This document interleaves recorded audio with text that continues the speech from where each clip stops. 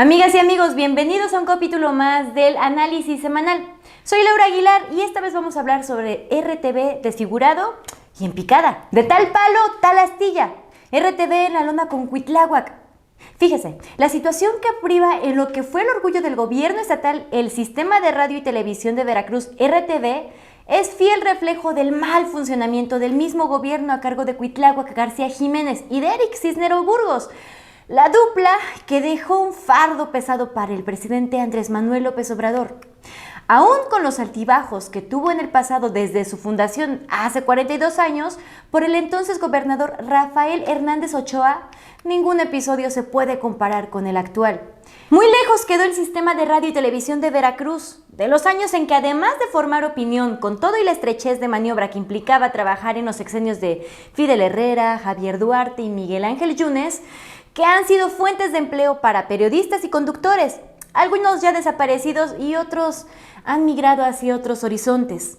Algunos periodistas que han pasado por RTV Veracruz son Miguel Guevara Rascón, en el sexenio de Agustín Acosta Lagunes, Víctor Mendoza Lambert y Raúl Peinbert con don Fernando Gutiérrez Barrios, Cristina Medina con Patricio Chirinos, Juan Octavio Pavón con Javier Duarte, y bueno, Porfirio Manuel Martínez Contreras y Raúl Martínez Chávez en el bienio de Miguel Ángel Yunes Linares, entre otros, hasta llegar a Víctor Hugo Cisneros Hernández. Víctor Hugo ha sido reportero y columnista de imagen de Veracruz, así como jefe de prensa del Ayuntamiento de Boca del Río. Fue jefe de comunicación social en el Ayuntamiento de Alvarado y vaya, sus cercanos dicen que en reuniones de trabajo el mismo Víctor Hugo Cisneros presume ser familiar del secretario de gobierno Eric Cisneros. ¡Ay, nanita! RTV fue transversalizado por la estrechez de miras en menoscabo de sus funciones sustantivas en lo educativo, cultural y social, en un afán de justificar el culto a la personalidad, lo que no es una liturgia muerta. Se da al traste con el objetivo de un medio informativo público y encima de ello los gobernantes pichicatean los recursos dando presupuesto austero cuyos directivos recomendados lo minimizan aún más al autoasignarse salarios elevadísimos, pago de chofer, autos, gastos de representación y otros gastos superfluos.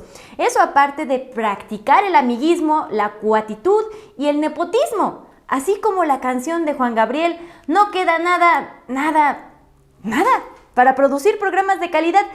Es verdad que la televisión es una gran fuerza para el mal y que si se lo propone a alguien sano convertirlo en una fuerza cultural de bien, lo podría hacer, pero en Veracruz, eso vaya que sí está en chino. ¿Por qué? Déjeme explicarle. Pues simplemente porque RTV carece de personal capacitado para editar programas de valor y con un exiguo presupuesto. Lo más fácil es contratar personal sin perfil ni capacidad para ese trabajo. Prefieren gastar horas, hombre, en programas malos. Qué pena que en Veracruz sea prioridad el culto a la personalidad aldeana por encima de la calidad. Se requiere el deslinde del poder público en un medio de información público. Según el colega Raciel Martínez Gómez, Radiotelevisión de Veracruz, RTV, es un sistema público que ha sido transversalizado por la estrechez política en menoscabo de sus funciones sustantivas, tanto en los terrenos educativo, cultural y social. Por otra parte, Ángel Ignacio Martínez Armengol hace un sesudo análisis donde se da la tarea de refrescarnos la memoria y cubrir una parte de la asignatura con un recorrido contextual que puede leerse en dos direcciones. Primero, como la evolución misma del canal de televisión y en segundo, la instancia como el reflejo del estilo personal de los políticos priistas veracruzanos, acostumbrados a confeccionarse trajes de emperador y establecer zonas satelitales de apertura acrítica. Una verdad de a peso es esta que con TV+, el canal de RTV se pudo observar la simbiosis entre poder y medio público que al mismo tiempo exhibe cómo han estado y siguen estando las cosas en el ámbito nacional. El democratizar la vida ciudadana en Veracruz pasa necesariamente por la democratización de sus sistemas estatales de radio y televisión, lo cual no es un despropósito, sino que debe ser fin de un gobierno que se jacta de ser democrático y participativo. Pero bueno, no todo ha sido malo. Aún hay quienes recordamos que RTV logró una penetración sensible entre la población del estado con programas como Veracruz Agropecuario, de los musicales que hizo Jorge Saldaña, El Molcajete de Antonio Nemi y Revisiones, los periodistas tienen la palabra, con Sergio González Levet. Sin embargo, en este último entró la tijera y suspendieron su transmisión. Les cayó el chahuizle y con el actual gobierno RTV ha tenido directores buenos, malos, muy malos, y a pesar de ello se consolidó como un medio oficial con cierta credibilidad y un público más o menos numeroso. Nunca se supo cuáles fueron los ratings de su programa porque tampoco se hicieron encuestas o estudios. No obstante, compitió con otros canales locales. Nombraron a Víctor Hugo Cisneros, recomendado pero mal preparado. Sacaron del aire los mejores programas y en su lugar pusieron programas ñoños, sin calidad. Y así comenzó el declive de la televisión de los veracruzanos. A la par, la línea editorial de los noticieros cambió radicalmente y de una cierta apertura pasó a la estrategia de propaganda oficial, como si el público no supiera discernir. Y bueno, todo esto de la incapacidad manifiesta de los ejecutivos de RTV terminó con la pérdida de la concesión. El canal 26.1 digital quedó fuera del aire. ¿La culpa? Bueno. Pues las anteriores administraciones encontramos una perla que nos ilustra el del desmantelamiento y debacle de radio y televisión de Veracruz por informar verdades a medias, adoctrinar a favor de un partido político, así como las entrevistas a modo al gobernador de Veracruz, Cuitláhuac García Jiménez, quien además de narrar sus problemas existenciales, muestra su inexperiencia e ineptitud y no lo ayudan los conductores de los programas, incapaces que están a tono con el director de RTV y el propio mandatario estatal. Por ejemplo, escuche usted el programa 8 columnas y que cada vez que el gobernador de Veracruz se le ocurre decir o negar alguna información, ese es el espacio idóneo para derrochar y tratar de tapar sus mentiras. Comentan personas que observan y conocen muy de cerca la operatividad de este programa y aseguran que en cada administración siempre sucede lo mismo. La colega Claudia Guerrero dio cuenta de que toda una larga lista de presuntos improvisados que llegaron para tomar del escalón para puestos políticos en el futuro. No se vale que a los veracruzanos nos quieran ver la cara y vengan a ofrecernos espejitos a cuentas de vidrio. En la zona centro no ha llegado la señal por el error burocrático que sacó del aire a RTV y los orizabeños estamos a la espera de que se cumpla lo prometido. ¿Usted qué piensa?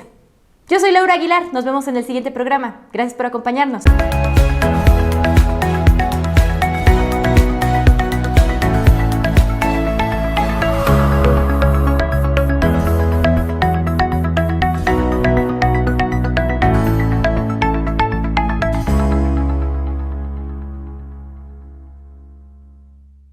Amigas y amigos, muy buenas tardes. Yo soy Laura Aguilar. Bienvenidos a Cafeteando. ¿Ustedes recuerdan que este 18 de marzo se conmemora la expropiación petrolera? Pues justo estamos y tenemos aquí presentes para hablar sobre este tema el ciudadano Luis Alberto Gómez Vivanco. Luis Alberto Gómez Vivanco, eres empleado de la industria petrolera de la empresa productiva del estado Pemex Logística. Muchas gracias por aceptar esta entrevista. Así es, Laurita, muy buenas tardes al auditorio.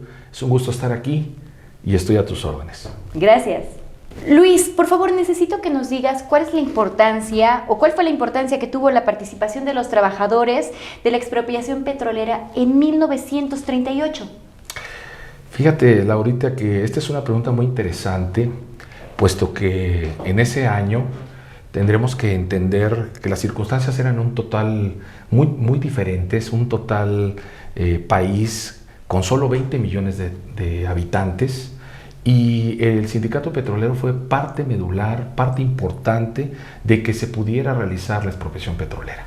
No podemos imaginar una expropiación petrolera con, obviamente, el apoyo del general Lázaro Cárdenas, sin la participación activa de todos y cada uno de los trabajadores que en ese momento conformaban 35 pequeños sindicatos y que generaron en un gran sindicato desde 1935 el poder tener la mano de obra calificada para poder estar a la altura de las necesidades del país. Muy importante el hecho de que los trabajadores petroleros dieran el esfuerzo, dieran los brazos y, por supuesto, dieran el trabajo y el empeño que los ha caracterizado todas estas décadas. Luis, mientras te formulo la siguiente pregunta, te invito a un café porque nuestro programa se llama Cafeteando, ¿te parece? Muy agradecido, muchas gracias. Bueno, Muy entonces, para Adelante, servirte. muchas gracias. Mira, quiero que por favor ahora hablemos sobre las condiciones, qué condiciones existían laborales y sociopolíticas en México cuando se funda el Sindicato de Trabajadores Petroleros de la República Mexicana en 1935. Bien, este suceso, porque bien lo dices, es histórico, se generó un 15 de agosto.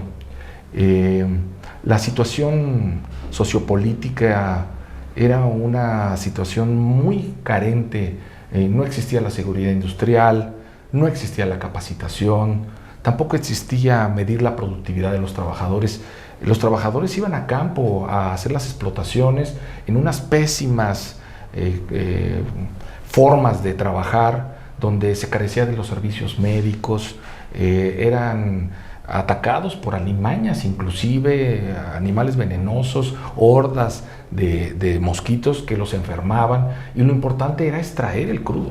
A las compañías no les interesaba, porque no eran mexicanas, el trabajador petrolero. Les interesaba sacar del centro de la tierra, de esta tierra magnífica que es México, llevarse todo lo que era el hidrocarburo.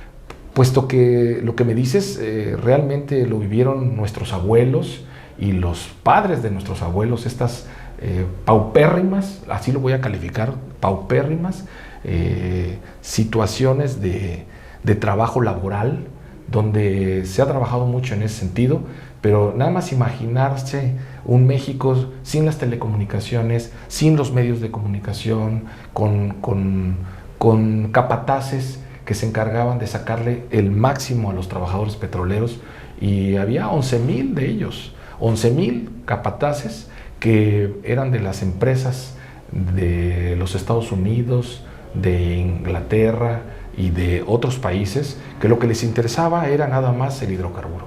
No les interesaba sumar muertos a las filas de los trabajadores que trabajaban a piedra y lodo.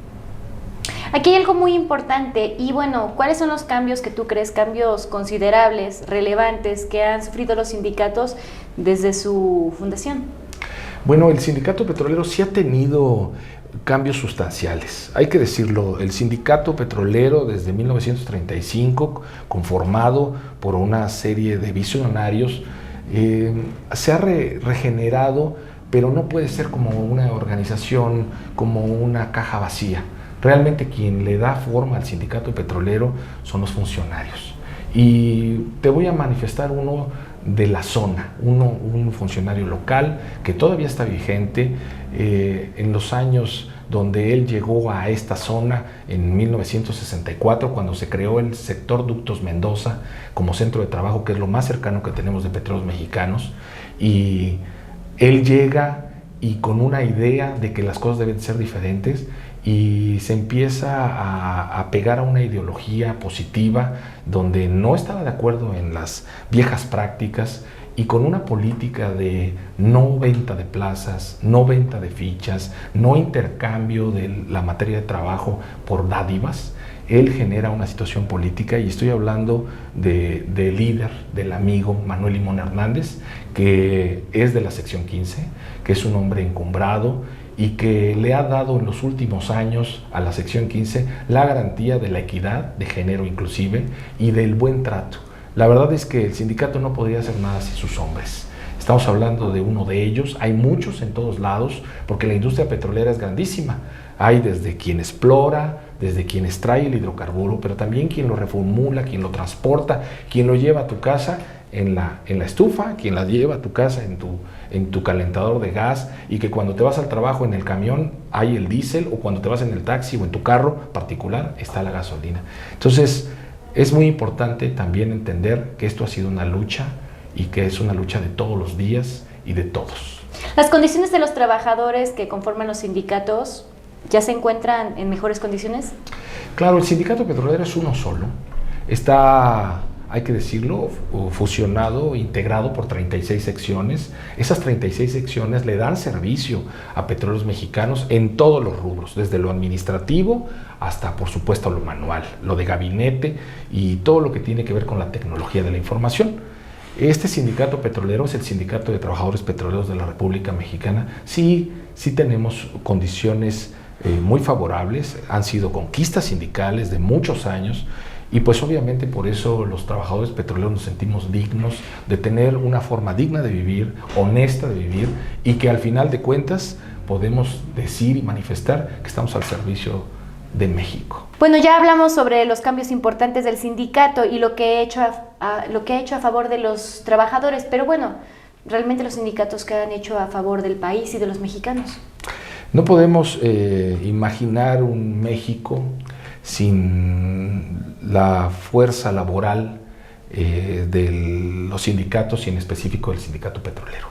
La verdad es que en todo, como lo mencionaba en la pregunta anterior, todos los días desde que nos despertamos está presente la mano de la gente que lleva a la casa el hidrocarburo o que nos transportamos en ellos, inclusive cuando utilizamos la energía eléctrica, porque el combustóleo es de lo que mayormente se nutre la Comisión Federal de Electricidad. Entonces, no solo eso, también las prerrogativas que se han logrado y el que el sindicato sea punta de lanza en muchas situaciones positivas que le ha dado esto, la apertura a otros sindicatos y a los contratos colectivos de trabajo. Por supuesto, todo esto no podría ser de una manera unilateral, todo esto tiene que ver con la confederación, con las confederaciones laborales, pero en lo particular tal vez el ciudadano a pie no le dé la importancia que tienen las organizaciones y en este caso el Sindicato Petrolero y Petróleos Mexicanos como empresa de todo lo que se tiene en el país gracias a pues obviamente estar bendecidos por la mano de Dios en el sentido de los hidrocarburos. ¿Será cierto que en los tiempos pasados fueron mejores que el presente? Bien, miren, esto lo podemos tomar como una situación romántica. Cuando uno entra en los años, y tú eres muy joven, pero cuando uno entra en años, quiere pensar que lo anterior era lo mejor. Esto lo vemos en la cultura, en las artes, en la música, en la zona de los aprendizajes, en muchos aspectos de la vida. Queremos pensar de manera romántica que lo anterior, lo que vivimos primero, porque hacemos alusión a nuestra juventud y entonces queremos pensar los humanos que todo lo anterior era mejor, pero sí hay que manifestar algo. Lo importante es el presente, es donde construimos el futuro, es donde hoy Petróleos Mexicanos construye el futuro de lo que van a ser las próximas generaciones. Petróleo, hidrocarburo tenemos muchísimo en el país, habrá que buscar la mejor manera de aprovecharlo, de hacer una empresa más productiva todos los días. ¿Cómo vio el proceso electoral de los dirigentes del sindicato? Y bueno, ¿qué esperan los trabajadores activos y jubilados de sus dirigentes? Bueno, acabamos de pasar hace unas pocas semanas un proceso muy importante de la elección para secretario general, con nuevas fórmulas, con también nuevas reglas, en una situación donde se dio apegado ahora a la Secretaría de Trabajo y Previsión Social con un nuevo modelo, como lo está pidiendo el TEMEC, con votaciones libres, secretas, directas y personales. Así se hizo, se llevó a cabo esto, se inscribieron 25 candidatos. Esto legitimizó el proceso, por ello mismo lo legitimizó. Por supuesto hay que reconocer que con casi 45,000 votos, Luis Ricardo Aldana Prieto salió triunfador de este proceso. Nosotros tenemos un par de políticas dentro del sindicato petrolero. Yo lo digo como socio activo del sindicato, más no como funcionario del mismo. Una parte es la política interna, donde cada determinado tiempo los comités ejecutivos locales y el comité ejecutivo general se renueva, y por supuesto que hay una lucha y por supuesto que hay efervescencia política, pero tenemos muy claro los petroleros, porque lo tenemos claro, que la unidad es lo que nos da fuerza. Entonces eso se convierte en lo que es la política externa, en donde nuestro lema lo dice todo: unidos venceremos. Hoy generó Luis Ricardo Aldana el favor y la confianza de 45,000 trabajadores de los 92,000 que estaban inscritos, y con esos números es el nuevo secretario general. Y obviamente hay un proceso donde él generó una serie de compromisos que se van a llevar a cabo. Va a ser una Secretaría General sui generis, porque es solo de 3 años, normalmente es de 6, pero tenemos la confianza en que se va a hacer lo correcto. Luis Alberto, antes de despedir el programa, ¿nos quieres regalar por favor un mensaje tanto a trabajadores activos y también a los jubilados? Bueno, pues hoy en el 84 aniversario de esta conmemoración de la expropiación petrolera, lo que yo le puedo decir a mis compañeros jubilados, con todo respeto, a mis compañeras, porque hay que ser incluyente, es que tenemos en nuestras manos la gran oportunidad de reformular una empresa productiva del Estado, de hacer grande a Petróleos Mexicanos, de cumplir todos los días con las peyorativas que nos demanda el tener un trabajo digno, el tener un trabajo donde podemos aportarle al país y darle importancia y relevancia y ser productivos de una manera digna. Esto es lo que yo les puedo decir, invitarlos, combinarlos a todos a que pongamos en alto la industria petrolera, pongamos en alto la industria que nos da de comer a todos nosotros de manera adecuada, pero sobre todo con ese ímpetu incansable que tienen todos los petroleros y todas las petroleras del país. Es tanto cuento.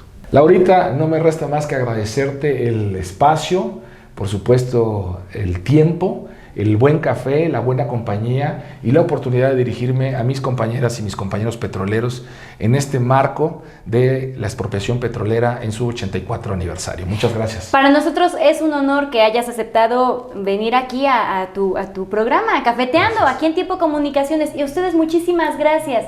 Gracias por estar con nosotros en un capítulo más de Cafeteando. Yo soy Laura Aguilar, el ciudadano Luis Alberto Gómez Vivanco. Gracias. Hasta la próxima. Un abrazo.